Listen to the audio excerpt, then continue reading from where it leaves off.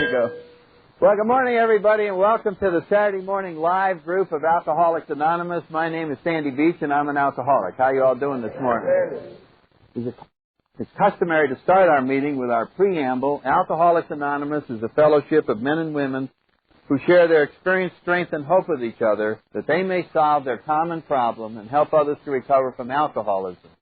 The only requirement for membership is a desire to stop drinking. There are no dues or fees for AA membership. We're self-supporting through our own contributions. AA is not allied with any sect, denomination, politics, organization, or institution. Does not wish to engage in any controversy. Neither endorses nor opposes any causes.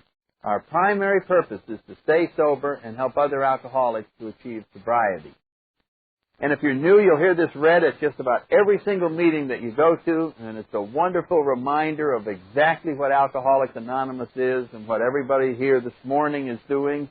And by last count, at 250 other AA meetings every single day in the Washington, D.C. area. So there are a lot of meetings and a lot of people doing what we're doing here this morning. And it won't take you too long to figure out that what happens is somehow we're able to do something as a group that we wouldn't be able to do on our own. That's what happens in AA. You leave us alone, every one of us out there was a failure as far as our lives and our sobriety was concerned. You stick all these failures in one room, and instead of the police arriving, like you'd think, this miracle happens where everybody stays sober and happy. And somehow we're able to help each other, and we all win. And so you become part of a meeting and part of a group, and when the group succeeds, you just go right along with it. And that's the great miracle of AA, so keep coming back. And I think the other meetings all do the steps 3 at a time each week. They just sort of condense them and go through them every month. You go through all 12 steps. And over here, we go through them 1 at a time. We're on step 3 this morning. And then at the end of 12 weeks, we finish the 12 steps, and we have 1 week on the traditions of AA, and then 2 weeks on the history of AA and how this incredible organization got started. It's a fantastic story. And then we start back through again. So we're on step 3 this morning. And for those of you that are new, let me just make a few comments before I get to step 3. Made a decision to turn our will and our lives over to the care of God as we understood Him. That's what step 3 is. First of all, the steps of AA. Let me just say that the 12 steps of AA, that's what the program is. That's AA. Let me say, what is AA? It's the 12 steps.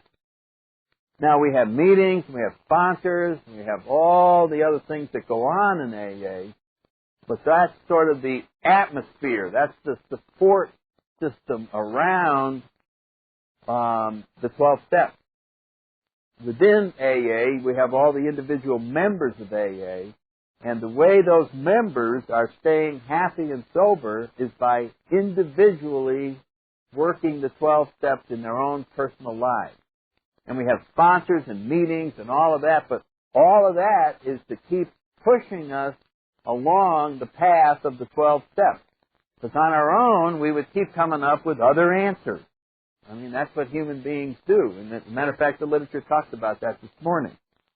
Our egos want to take over. I mean, we didn't want to come to AA because we could get sober by ourselves. I mean, our minds just keep telling us, and they will keep telling us all the way through our sobriety.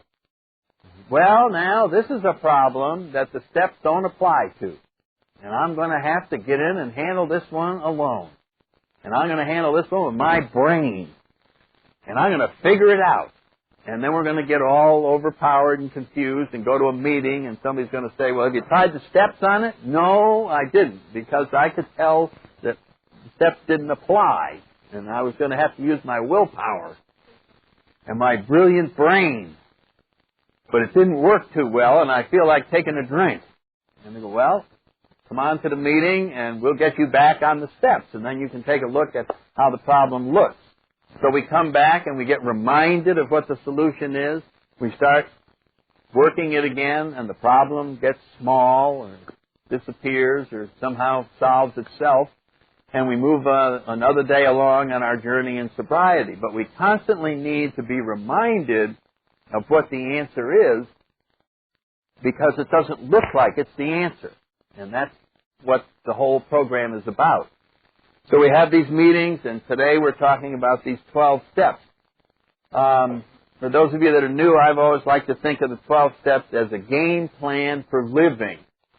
And its biggest function, if you're new, is to replace your plan. That's the biggest thing that happens when you come into AA. That's why you zoom ahead, is that you stop doing what you've been doing. Whatever you put together, each person, each alcoholic, whether they know it or not, has put together some kind of a survival plan. Well, this is how I get along out there. And you have sort of little internal rules that you live by, sort of a code of drinking or a code of ethics or whatever you want to call it.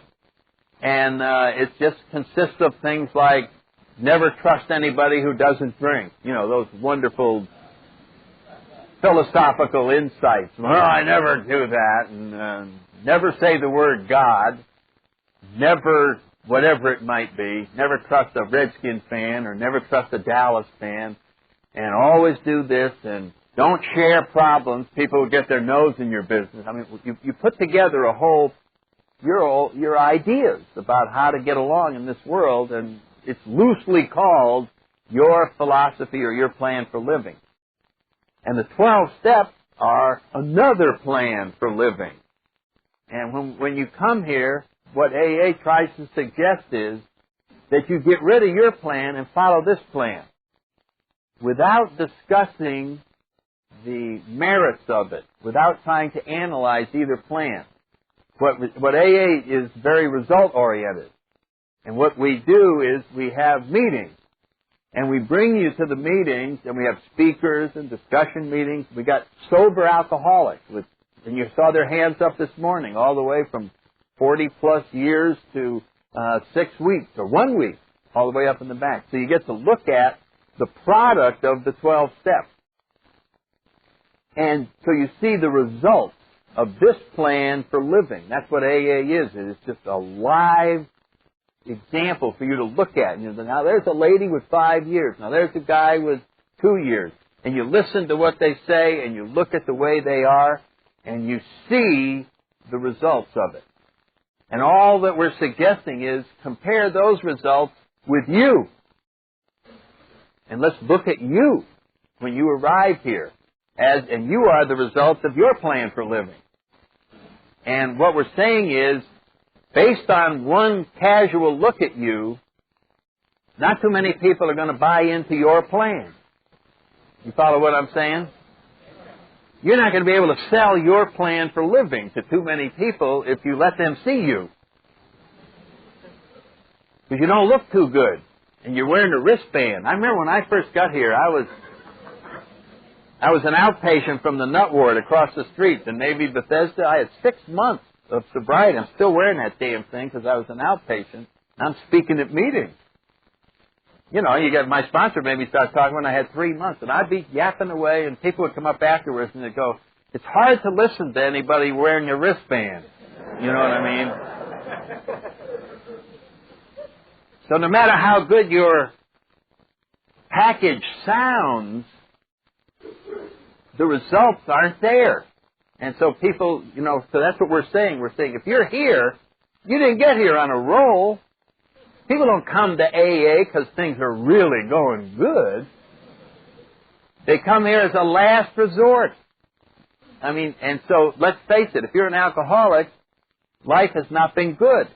And what has been wrong has been not only the chemical alcohol, but our own set of ideas about life.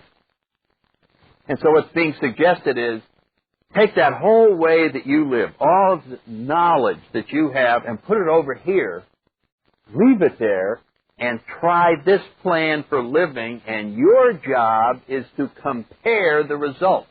You're still in charge. You're in charge of judging how well this works compared to your plan. But totally give up your plan in order to try this. And that's what the steps are. It's the big thing that happens is you stop doing it the way you were doing it.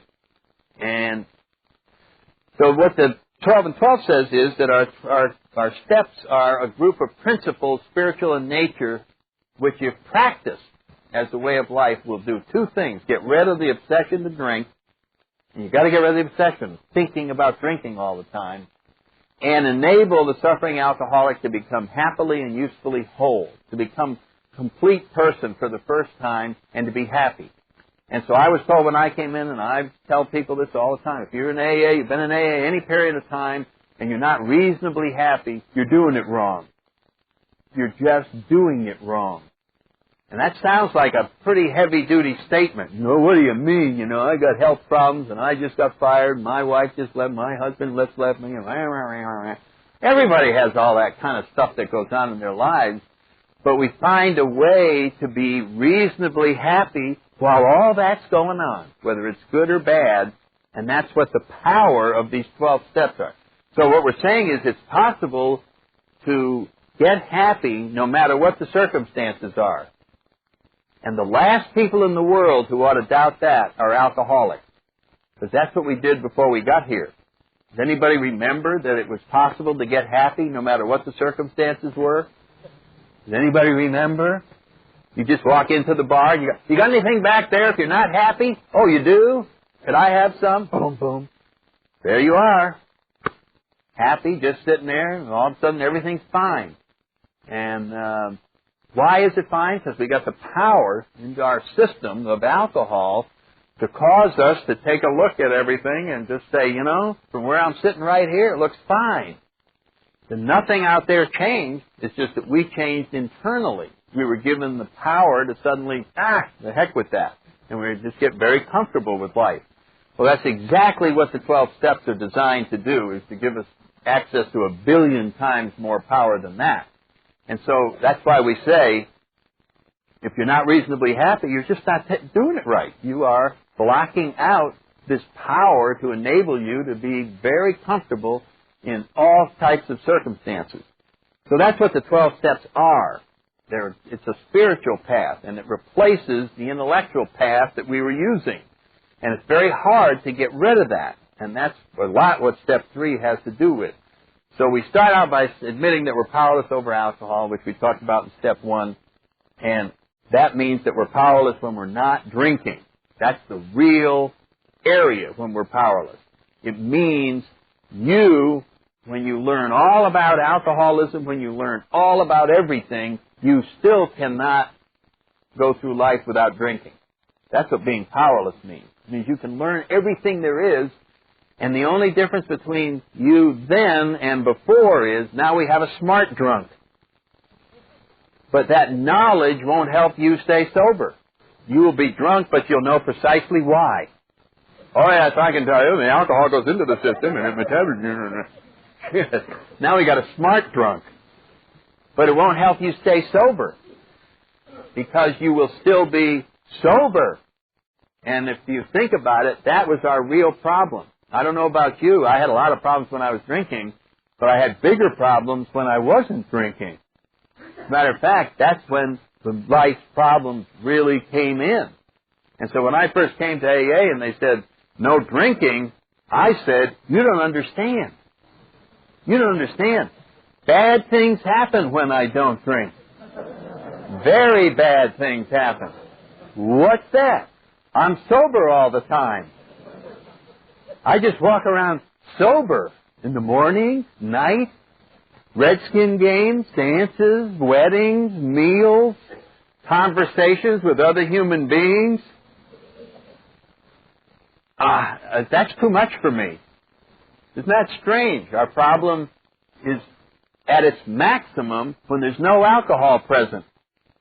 That's a strange thing. Our alcoholism is at its maximum when there's no alcohol present. It's the absence of alcohol that seems to be causing the problem. Whenever I'm sober, I can't stand it. So I went and drank in order to solve a problem. Alcohol is getting a bad rap. We thought that we blamed all our problems on alcohol, and the truth was alcohol was answering the problems. The problems were I was uncomfortable as a human being, and I needed something beyond myself in order to feel comfortable in this planet. And I got comfortable through alcohol. And it turns out other people don't get comfortable through alcohol. For the non-alcoholics, alcohol doesn't answer any problem. They just like it. But they don't look at it as a solution to life. That's why we're alcoholics. Alcohol does something uniquely special for us. It solves our problems for us. And it makes us feel complete, and we fit in with other human beings. And that's why it's so difficult to not drink, because it was such a powerful answer. So we're left with being powerless over ever taking that first drink, and we need something to help us with that, and that's exactly what this program is. It is a spiritual power that is going to enable us to not drink and to be happy with not drinking. Some people can do it through willpower. They just don't drink, and they grit their teeth, and they just walk around. You say, "How you doing?" "I'm not drinking." And you can just see the neck muscles. And you say, "Well, could we have a little conversation?" "I can't talk and not drink at the same time. I have to just not drink." And it's a tremendous sacrifice and takes every bit of effort that we have. But it's possible. You talk to people, I've seen people that did it for years. That's a heck of a way to live. What happens in here is we're given freedom from that. And I'll tell you what happens, sort of the end of the story, if you're new. We never figure out your alcoholism. We never answer the question, why am I an alcoholic? We never learn hardly anything about that. We just work some steps that appear to have no relevance whatsoever, and all of a sudden, a miracle happens, and we forget to worry about drinking. Now think about that. You forget to worry about drinking. Can you imagine that in your wildest dreams, if you're new? That you would go through an entire week where you forgot to think once about drinking? Wouldn't that be an unusual answer to the problem? It never got figured out. What happened was it got taken away. It got removed. It just goes, it's gone. It's not in your life to worry about. And that happens a day at a time if we are taking the steps that could bring the power into our lives to remove the problem. As soon as we stop going to meetings, stop working the steps, it'll come back. It's like a Channel 5 rerun. It'll come right back into your brain. Hey, a drink will be good now. You're not going to go. The world is awful. It's ganging up on you. There's no way you can make it anymore. You really are nothing. Remember that great thought? In the final analysis, you're nothing. And then we go to meetings, and we start working the steps again, and we start getting pumped back up by this program, and then we are complete again, and then that thinking goes away, and that's what sobriety is. It is total freedom from the problem rather than figuring it out, which is what our brain was trying to do before we got here. And that's what is necessary in the first step, is to totally surrender to the fact that you are powerless. And the reason that's so important is, if you don't do that, the rest of the program is kind of optional. You know what I'm saying? It's like, well, maybe I'll take one of those steps, and I could go to meetings because I'm not totally powerless. So being powerless is what makes us surrender to the fact that we have to do the rest of these steps. And so that's why that step has to be done 100%. And then last week we talked about coming to believe that something has to give us this power to take care of powerlessness, and that's where we went through the great debate. Came to believe that a power greater than ourselves could restore us to sanity. And we're talking about a power that we can't see. We can't really explain. Kind of like alcohol. Can't really explain why it was so powerful, but it works. So you don't have to understand it, you just have to do it. And that's what we're saying about the steps. You don't have to understand a higher power. You just have to understand that if you take these steps, a power will come into your life that will produce all these results we're talking about, and then you can explain the power to yourself. You can say, oh, well, that's the God from the churches that I used to go to. Or you can say, well, that's whatever gave us AA. Or you can say, well, that's the spirit of the universe. But it'll be your own personal experience that you are now free and able to do things you weren't able to do before. And you're going to have to explain it to yourself. And it's going to be beyond mere coincidence. In the beginning, it may be the AA group is your power. I go there and something magic happens in my life. But as time goes on, you're going to come to realize it must be something bigger than that, and that'll be your definition. So we come to believe in this power, and it becomes a very personal relationship. So AA doesn't have a definition of God. We don't try to prove the existence of God. What we specialize in is convincing you of the need for God. That's our specialty, is to show you that unless there is a higher power, you're dead. That's all we say. Oh, you're an alcoholic? Unless you can find a higher power, forget it. We'll come to your funeral and all of that, but there isn't an alternative. We don't know of any alternative. So what you have to do in step 2 is change your mind about a higher power. Change my mind? Why don't you ask me to do something easy? Changing our mind is very difficult for alcoholics. Whoa, is that difficult? We want to call a press conference. Call the family in. Well, I'm about to change my mind. Huge event. Anybody relate to that? I know I do. It's just change my mind. In order to change your mind, guess what you have to do? You have to admit you're wrong. And I never do that. But you look bad when you say, I'm wrong. And so we really struggle with that thing, but that's a very necessary process. And step 2 is to change our mind, all those old ideas we had about a higher power. And having done that, we then make a decision to turn our will and our lives over to the care of this higher power, of God as we understood Him. Huge decision, made a decision to turn our will and our lives over. I mean, when you start to think about this, I'm going to turn my life over. How in God's name am I going to turn my life over? I mean, it's just monumental. And, of course, we try it for about an hour, some Saturday afternoon. Okay, I guess I'll go turn it over. And so you go up in the bedroom or wherever your turning it over room is. And I guess we're up there and turn it over. And you screw around for about an hour. Nothing happens. You don't want to tell anybody that nothing happens, so you fake it. Well, it felt great to turn it over. You know what I do? I just turn it over. But deep down inside you go, I don't know what the hell I'm talking about. I'm just walking around saying turn it over because that's what they say in AA, and I want to look good. But nothing happens. Well, that's right. There's no way to just walk up there and turn it over.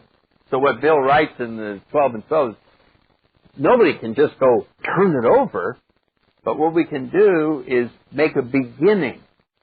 We can make a decision that this is what I'm going to try and do.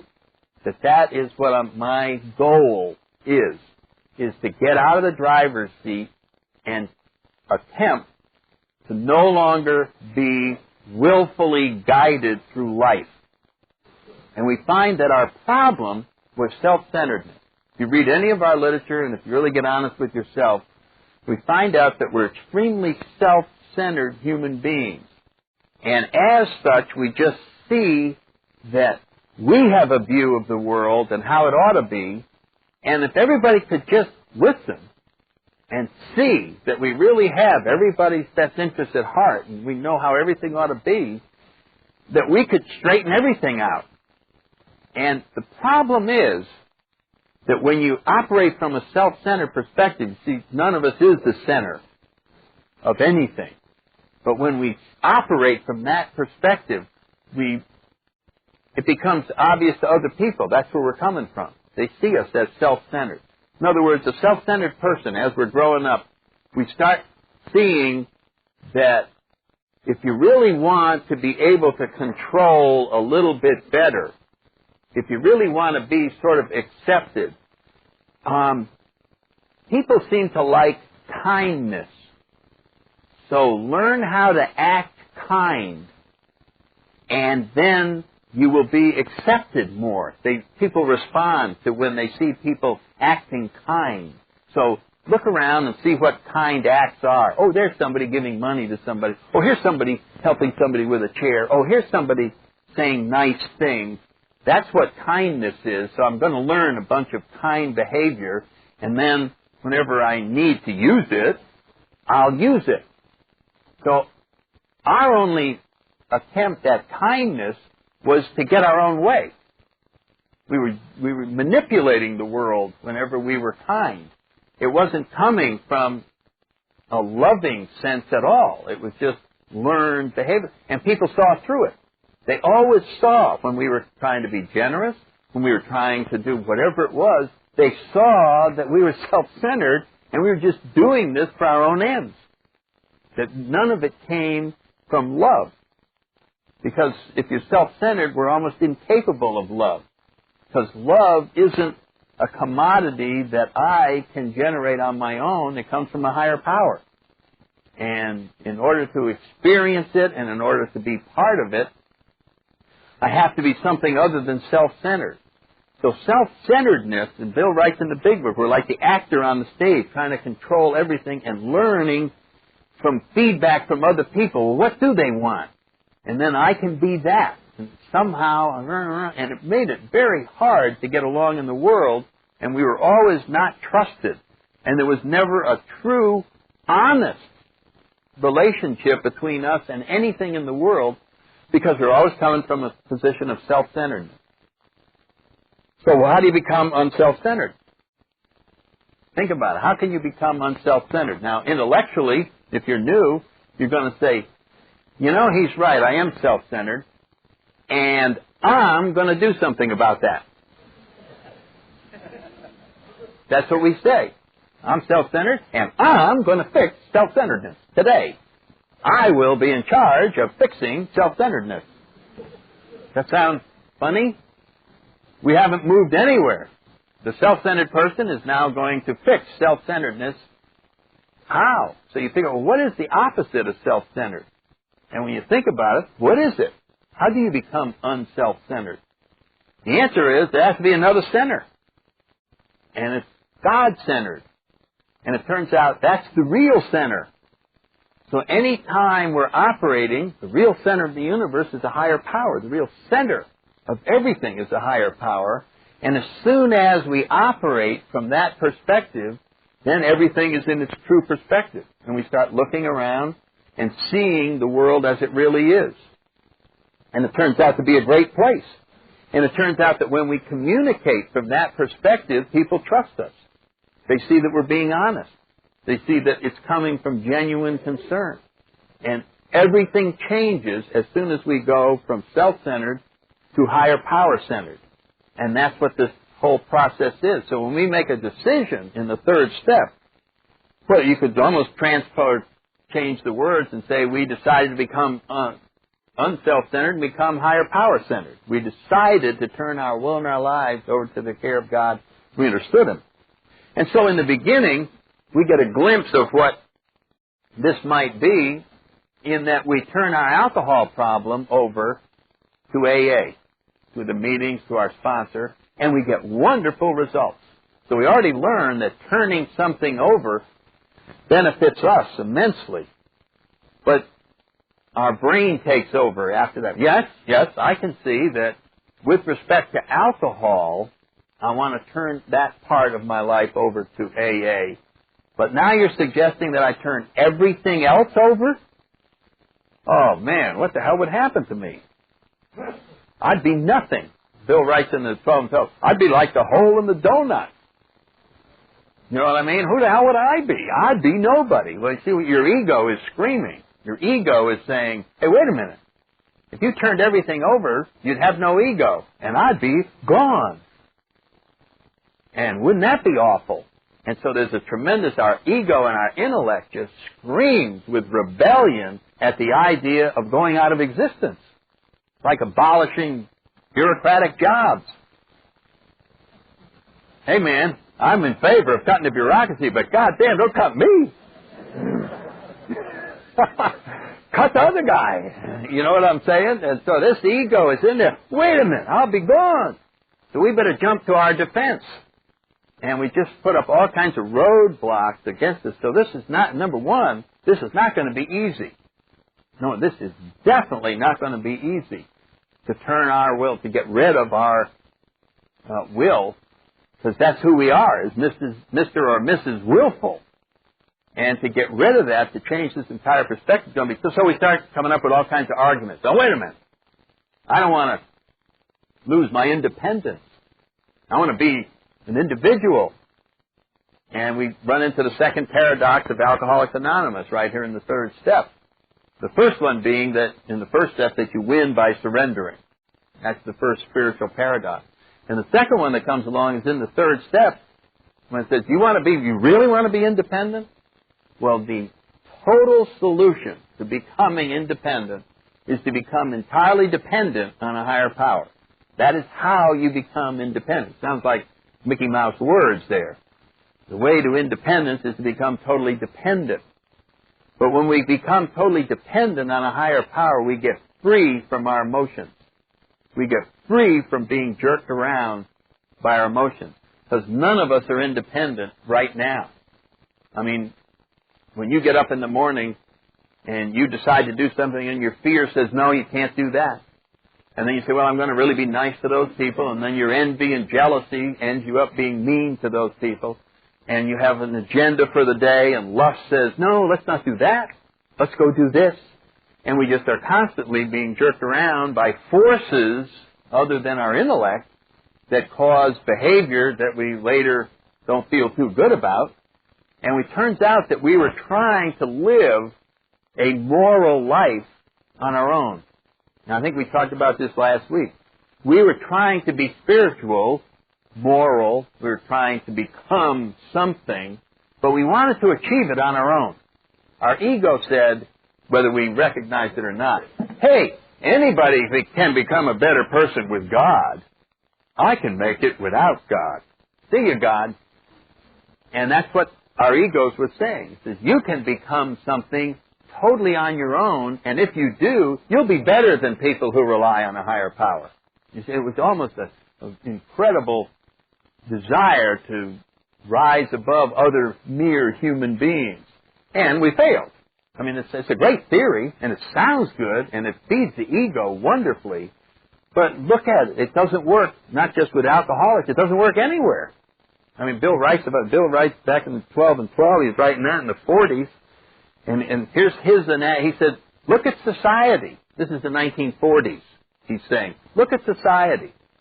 Everybody is trying to assert their individual rights, and everybody is forming groups and subgroups and individuals and demanding what they want, and there is no harmony anywhere. That was in the 40s.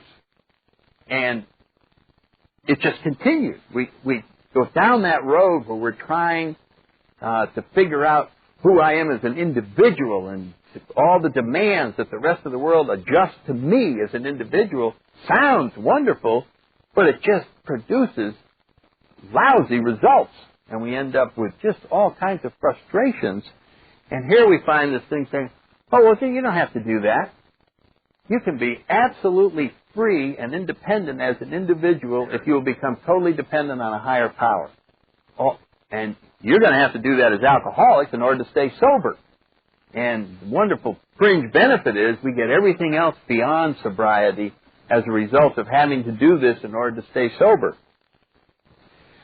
So then our intellect says, well, I don't believe in this stuff. I don't believe you, how are you going to get through life? Well, look at all the things that we have bought into as we were going along that we never... See, our ego just doesn't want there to be a higher power.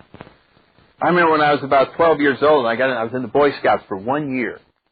And I remember going to this Boy Scout meeting, and I think the third meeting I was there, the Scoutmaster said, well, today I'm going to show you something that you can use if you ever get lost in the woods and you're surviving. You only have 1 day's worth of food. And if you don't take the right way out, you're going to starve to death because you'll go walking off and it'll be hundreds of miles if you go the wrong way. And this thing is called a compass. And he passed out all the compasses to everybody. Remember that? And you open it up and everybody's looking at it and the needle's in there and it's bouncing around. He said, now, the way this works, there's this big rock up at the North Pole. And it has some incredible magnetic power in it.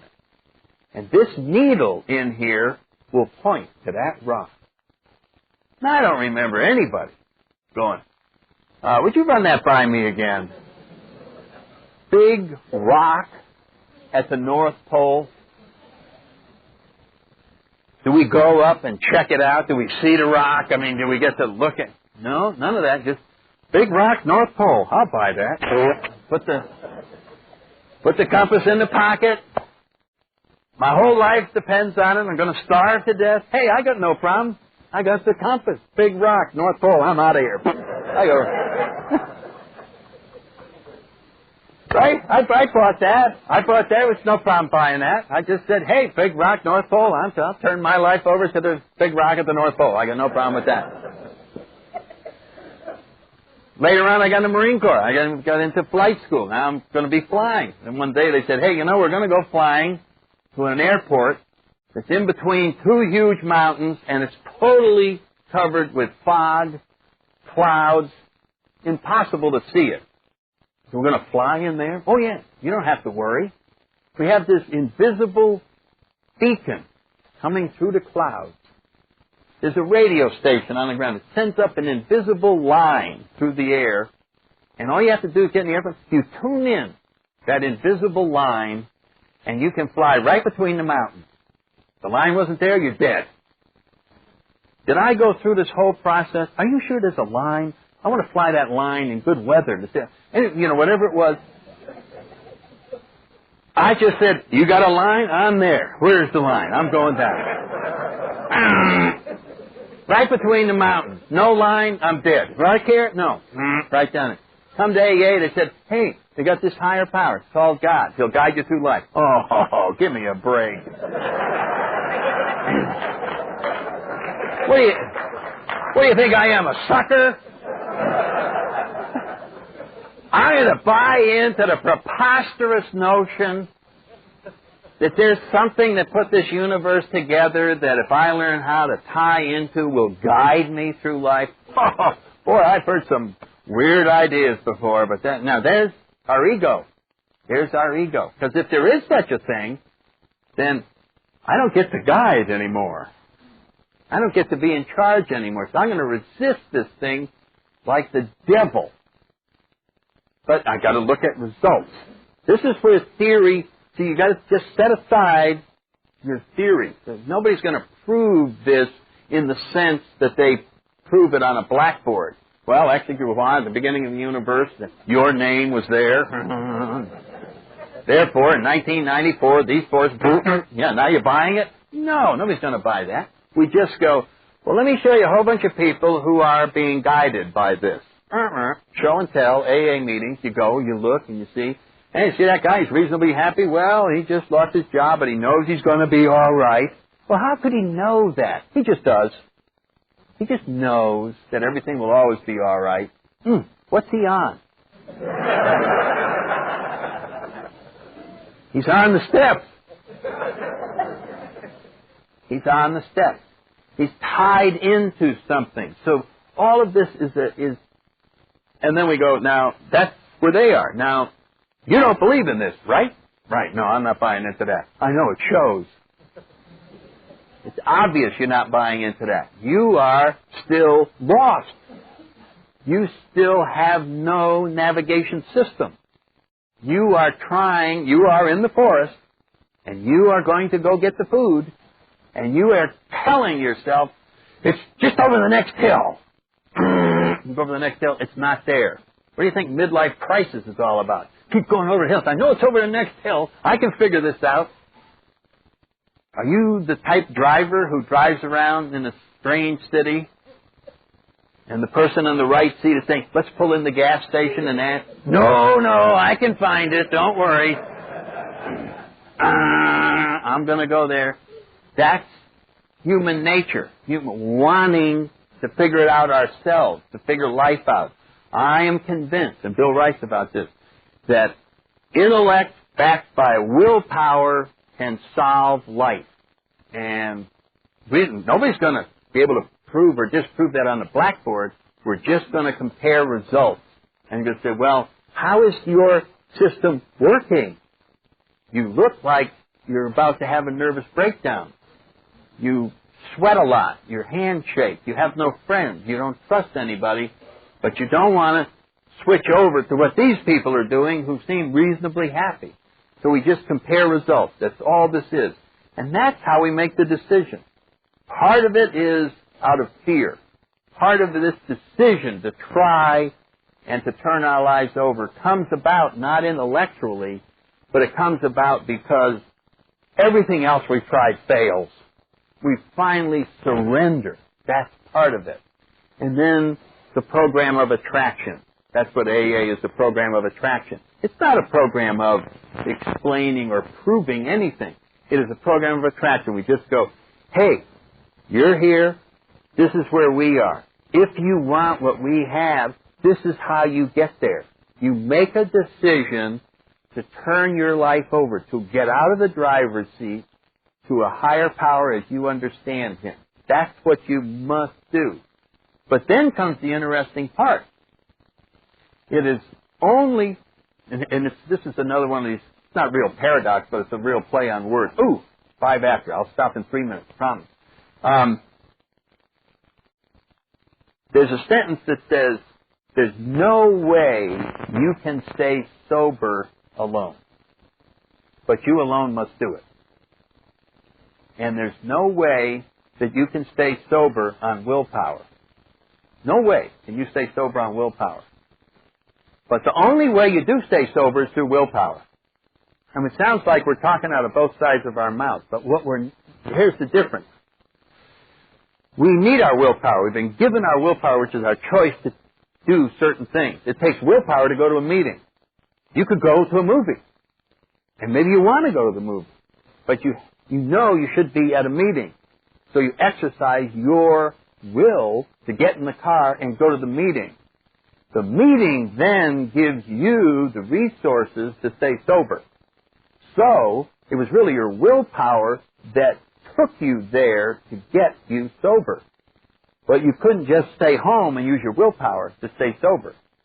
But your willpower is the only thing that can get you sober. And so the same thing in the third step. When it says we made a decision to turn our will over, it sounds like, well, that's the end of willpower. But it's not. It's the correct use of willpower. And if you look in the 12 and 12, you'll see this discussion at the end of the third step. We're now going to use our willpower to put it in harmony with the will of our higher power.